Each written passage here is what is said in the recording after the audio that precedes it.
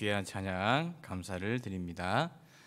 작년 초에 시작된 코로나가 1년을 넘어서 지금까지 계속이 되고 있습니다.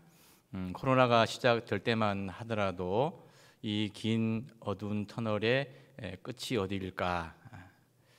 정말 소망이 없고 흑암 중에 빛이 없는 그런 시기를 우리가 겪어왔습니다. 올해 초까지만 하더라도 과연 언제쯤 끝날까 그런 두려움과 우려가 있었는데 이제 백신이 개발이 되고 또 백신 주사를 많이 맞음으로 인해서 조금은 이제 이 어두운 터널에 끝이 보이는 그런 소망의 빛이 보이는 그런 시기를 우리가 지금 걸어가고 있습니다.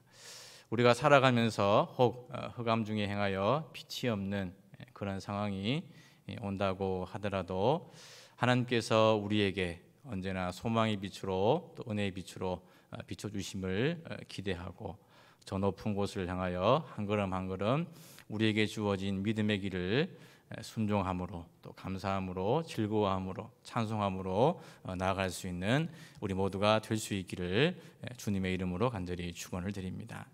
오늘 말씀에서 이사야는 우리가 믿음의 성도 하나님의 백성이라면 어떤 증거가 있어야 되는가 두 가지의 질문을 통하여서 우리에게 말씀을 해주고 있습니다.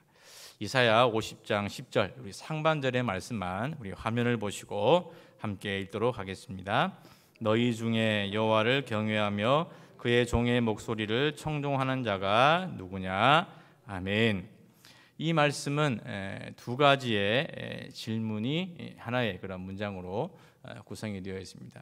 첫 번째 질문은 너희 중에 여호와를 경외하는 자가 누구냐라는 것이고 두 번째 질문은 너희 중에 그의 종의 목소리를 청종하는 자가 누구냐라는 것입니다.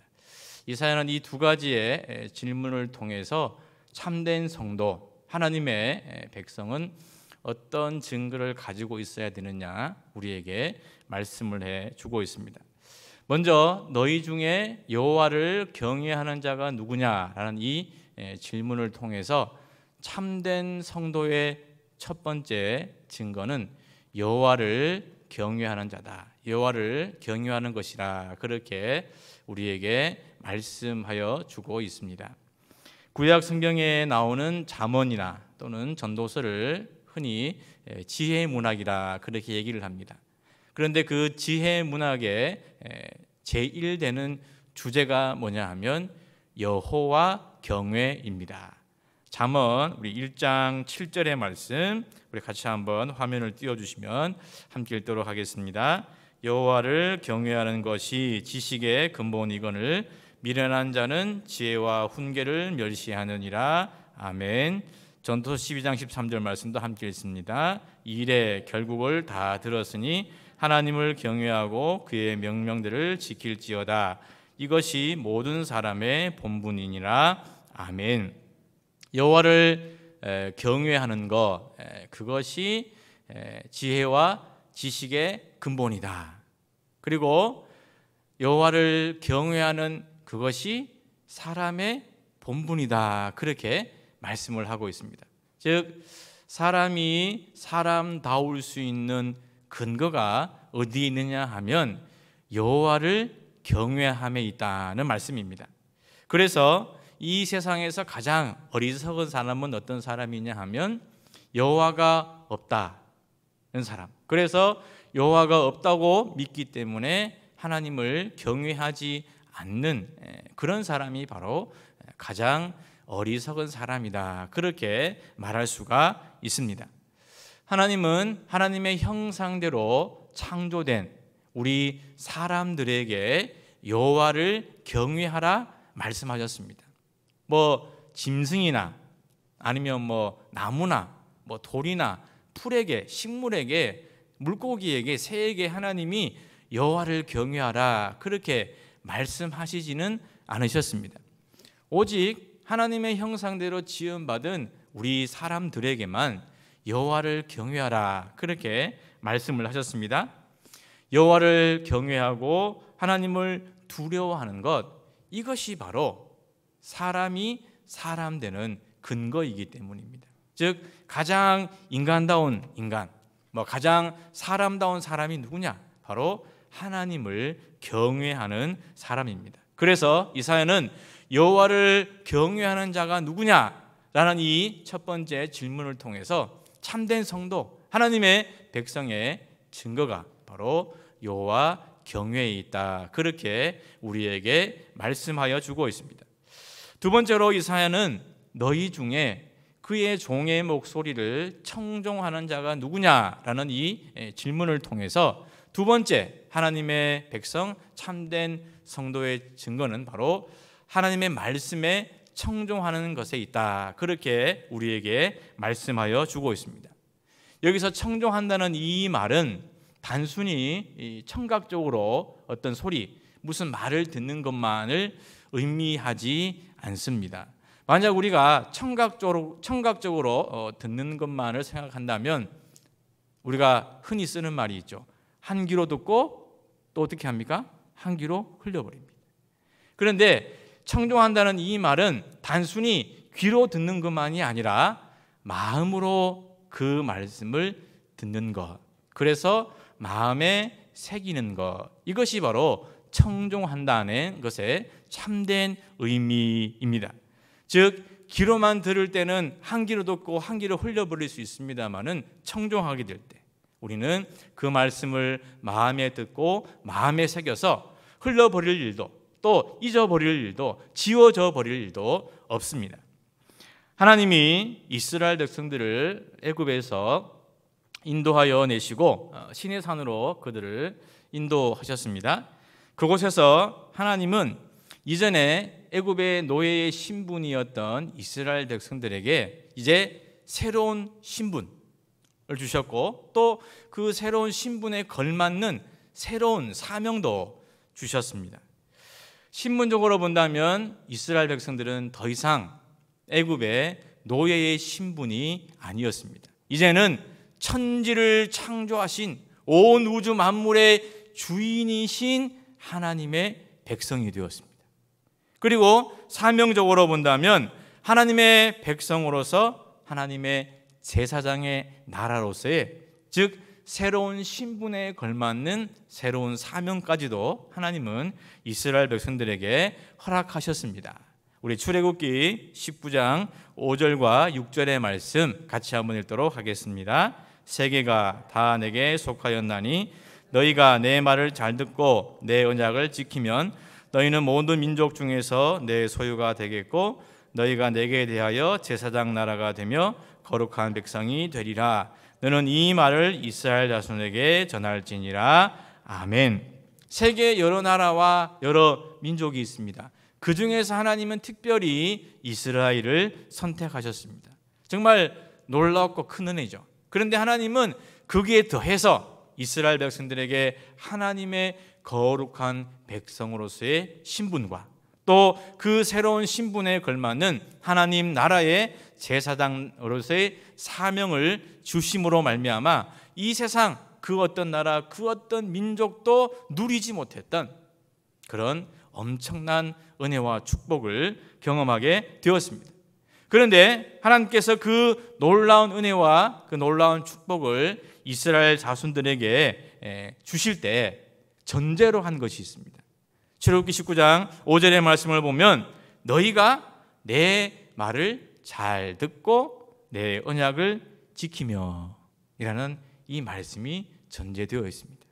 즉 하나님의 말씀을 듣고 청종하게 될 때 이스라엘 백성들은 새로운 신분과 새로운 사명을 하나님께서 허락하여 주시고 이 세상 그 어느 나라 그 어떤 민족에게도 주시지 않는 그런 놀라운 은혜와 축복을 약속해 주셨습니다. 그런데 이스라엘 백성들이 이런 하나님의 그 말씀을 듣고 잘 청종을 했느냐 하면 그렇지 못했다는 겁니다. 이스라엘 백성들이 광야 40년 동안 생활을 하면서 하나님의 말씀에 청종한 것보다 오히려 청종하지 못하고 불순종했던 일들이 너무나 많았습니다. 40년의 광야의 시간이 다 흘렀습니다. 그리고 이제 이스라엘 백성들이 약속의 땅 가나안을 목전에 두게 되었습니다. 이제 하나님이 약속하신 그 가나안 땅에 들어가기 전에 이제 마지막으로 한 번 더 이스라엘 백성들이 이제 약속의 땅 가나안에 들어가면 하나님의 거룩한 백성으로서 하나님의 제사장 나라로서 어떻게 살아야 하는가, 일종의 삶의 지침과도 말씀을 주셨습니다. 그것이 바로 쉐마의 말씀이 되겠습니다. 우리 신명기 6장 4절 5절 말씀 같이 한번 읽겠습니다. 이스라엘아 들으라, 우리 하나님 여호와는 오직 유일한 여호와이시니 너는 마음을 다하고 뜻을 다하고 힘을 다하여 내 하나님 여호와를 사랑하라. 아멘. 이스라엘아 들으라. 원래는 들으라 이스라엘, 히브리어 말로 하면 쉐마 이스라엘, 그래서 쉐마의 말씀이 됩니다. 즉 하나님의 백성은 들어야 삽니다. 청종해야 살 수 있습니다. 들어야 마음을 다하고 뜻을 다하고 힘을 다하여 하나님을 사랑할 수 있는 힘이 생깁니다. 하나님을 사랑하게 되면 하나님은 사랑하는 그 사람에게 은혜와 축복까지도 더하여 주시는 줄로 믿습니다. 참된 성도, 참된 하나님의 백성으로서의 증거는 바로 하나님의 말씀을 청종하는 데 있습니다. 우리 모두 하나님의 그 말씀을 듣고 청종하여서 하나님의 은혜와 축복, 놀라운 역사를 경험할 수 있기를 간절히 바랍니다. 이사야 50장 10절 상반절의 말씀에서 두 가지의 질문을 통해서 하나님께서 참된 성도의 증거, 참된 하나님의 백성의 증거가 무엇인가를 살펴보았습니다. 첫째는 여호와를 경외하는 그 사람이 바로 참된 성도요 참된 하나님의 백성이고, 두 번째 하나님의 말씀을 청종하는 그 사람이 참된 성도요 참된 하나님의 백성으로서의 증거입니다. 이어서 이사야는 비록 참된 성도라고 하더라도 하나님의 백성이라고 하더라도 흑암 중에 행하여 빛이 없어질 그런 때가 있다라고 말씀하십니다. 즉 문제와 고난과 어려움이 비록 참된 성도로서 살아간다고 하더라도 닥쳐올 수 있습니다. 그렇다면 그런 상황이 우리에게 다가왔을 때 어떻게 해야 되는가? 이사야는 우리에게 말씀해 주고 있습니다. 우리 다시 한번 이사야 50장 10절의 말씀 같이 한번 읽도록 하겠습니다. 너희 중에 여호와를 경외하며 그의 종의 목소리를 청종하는 자가 누구냐? 흑암 중에 행하여 빛이 없는 자라도 여호와의 이름을 의뢰하며 자기 하나님께 의지할지어다. 아멘. 여호와를 경외하고 참된 믿음으로 살아가는 참된 성도라고 하더라도 때로는 이해할 수 없는 어려움, 고난이 닥쳐올 수 있습니다.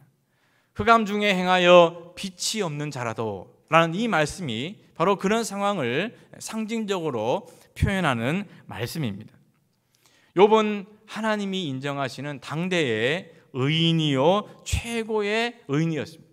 여호와를 경외하고 악에서 떠난 사람이었습니다.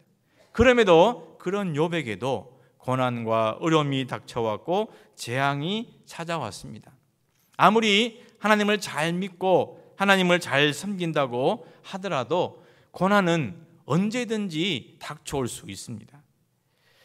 다윗 역시 하나님의 마음에 맞는, 하나님의 마음에 합당한, 하나님이 인정한 믿음의 사람이었습니다. 그런데 그런 다윗에게도 고난이 있었습니다. 사울 왕으로부터 몇 번이나 죽을 위기를 모면을 했고, 또 사울 왕의 추격을 피해 가지고 유다의 광야 여기저기, 심지어는 이방의 나라까지 도망을 가서 도망 생활을 하는 그런 삶을 살았습니다. 뿐만 아니라 왕이 되고 다윗의 노년이 되었을 때는 아들 압살롬을 피해서 다시금 도망자의 신세로 전락하게 되는 정말 어려움과 고난을 많이 겪었습니다. 하나님이 인정하실 만큼 참되고 신실한 믿음의 사람 다윗이었다고 하더라도 고난과 어려움과 문제가 다윗에게 있었습니다. 즉 빛이 없이 흑암 중에 행하는 그런 때가 있었습니다. 욥이나 다윗만이 아니라 우리 역시 예수 잘 믿고 교회 잘 다니고 신앙생활 잘 한다고 하더라도 때로는 고난과 어려움과 근심과 염려가 우리 가운데 찾아올 수 있습니다. 우리가 예배 잘 드렸습니다. 기도도 했습니다. 말씀도 잘 들었습니다. 신앙생활도 잘했습니다. 교회 잘 나왔습니다. 그런데도 코로나라는 상황이 불쑥 우리에게 찾아왔습니다.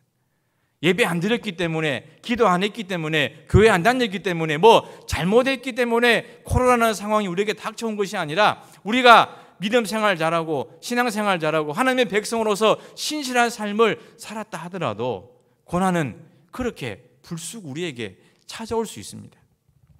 그렇다면 흑암 중에 행하여 빛이 없는 그런 상황이 되었을 때 참된 성도는, 하나님의 백성은 어떻게 해야 되겠습니까? 우리 다시 한번 이사야 50장 10절의 말씀을 같이 한번 읽도록 하겠습니다. 너희 중에 여호와를 경외하며 그의 종의 목소리를 청종하는 자가 누구냐? 흑암 중에 행하여 빛이 없는 자라도 여호와의 이름을 의뢰하며 자기 하나님께 의지할지어다. 아멘.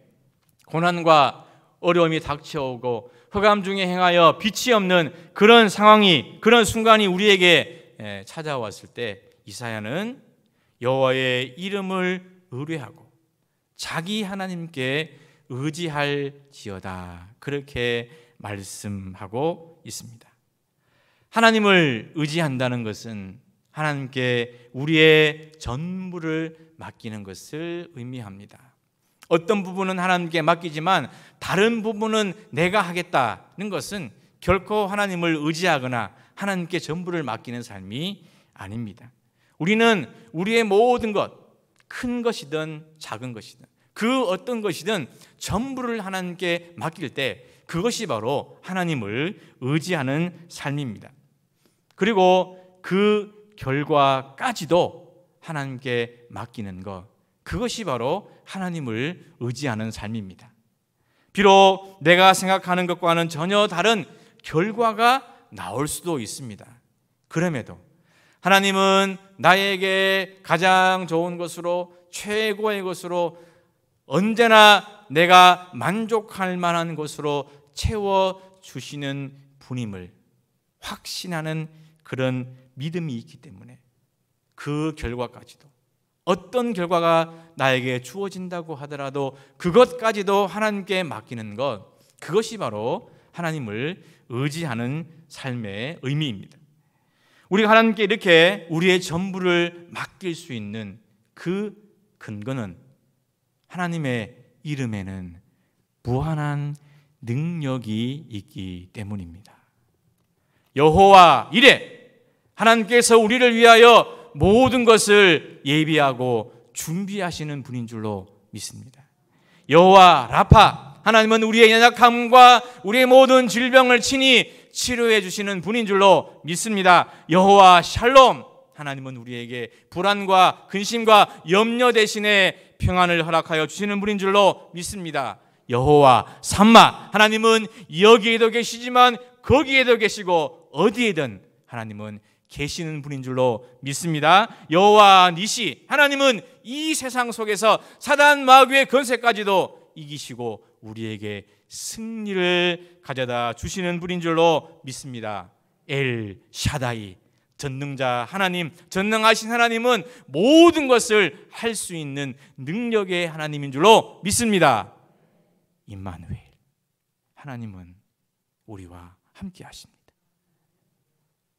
우리가 잘 되고 형통할 때도 함께 하시지만 혹 흑암 중에 행하여 빛이 없는 그런 상황, 고난과 문제와 어려움이 나에게 닥쳐온다 하더라도 하나님은 언제나 우리와 임마누엘 하시는 하나님이신 줄로 믿습니다. 이렇게 하나님의 이름에는 무한한 능력이 있습니다.